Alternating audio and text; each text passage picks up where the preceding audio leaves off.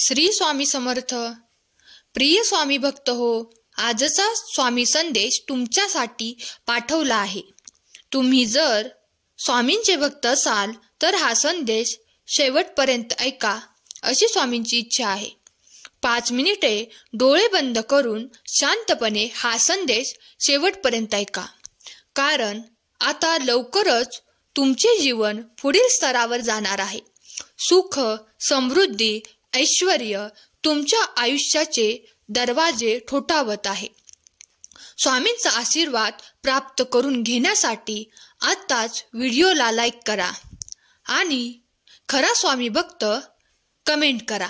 भाग्यवंत ठराल. स्वामींचा आजचा संदेश तुमच्यासाठीच आहे. तू हसलास तर ते जळतील, तू रडलास तर ते हसतील. काय नवं केलंस तर पाप म्हणतील, जुन्यात अडकून राहिलास तर श्राप म्हणतील. गमावलं तर दरिद्री म्हणतील, कमावलं तर माज म्हणतील. पुढे निघालास तर मागे ओढतील, मागे राहिलास तर तुडवतील.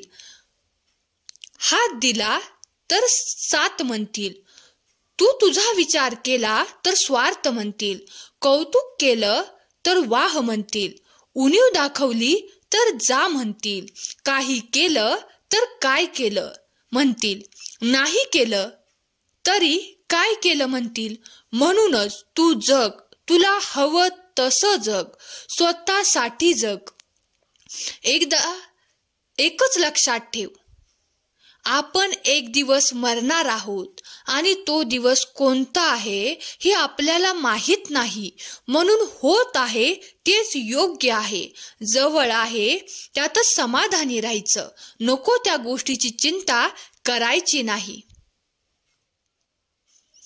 जर का तुम्ही सहमत असाल तर होय, बरोबर आहे असे टाईप करा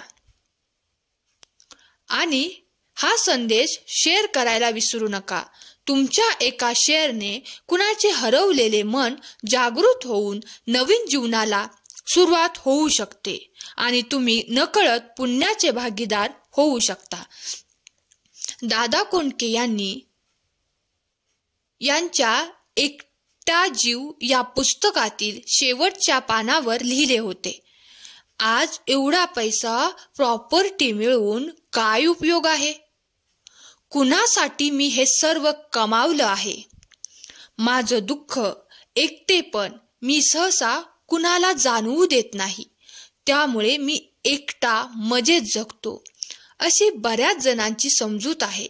एकटेपणाच्या बदल्यात देवाने मला पैसा, प्रसिद्धी, यश भरपूर दिलं.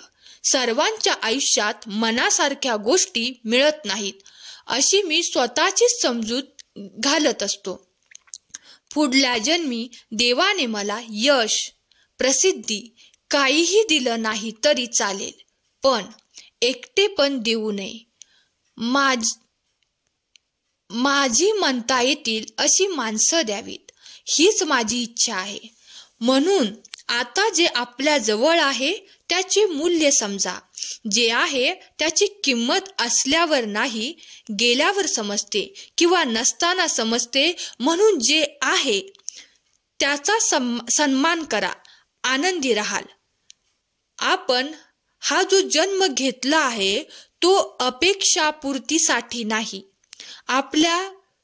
आपल्याला दुसऱ्यांकडून अपेक्षा असतात असे नाही, आपल्याला स्वतःकडूनही अपेक्षा असतात. त्या पूर्ण होत नाहीत, उरतात फक्त जळणाऱ्या व्यथा. माझ्या मते हा जन्म अपेक्षेपूर्तीसाठी नाहीच, तो आहे परतफेडीसाठी. म्हणून नाती जपा, नीतिमत्ता साफ ठेवा, चांगले कर्म करत चला. स्वामी आपल्याला एवढे देतील की मागायला काहीच शिल्लक उरणार नाही. माणसाच्या गरजा कमीत कमी असतात. तो नेहमी समाधानातच असतो. आपल्याला जे मिळणार आहे ते मिळाल्याशिवाय राहणार नाही, ते न मागता मिळणार आहे.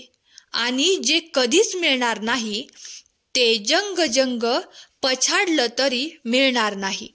निसर्ग आणि नियती देण्यासाठी आतुर आहे. तुमच्यात आणि नियतीच्या मध्ये जर काही अडथळा येत असेल तर तो अडथळा म्हणजे पसरलेले हात हे समजून घ्या. आयुष्य बिनधास्त जगायचं.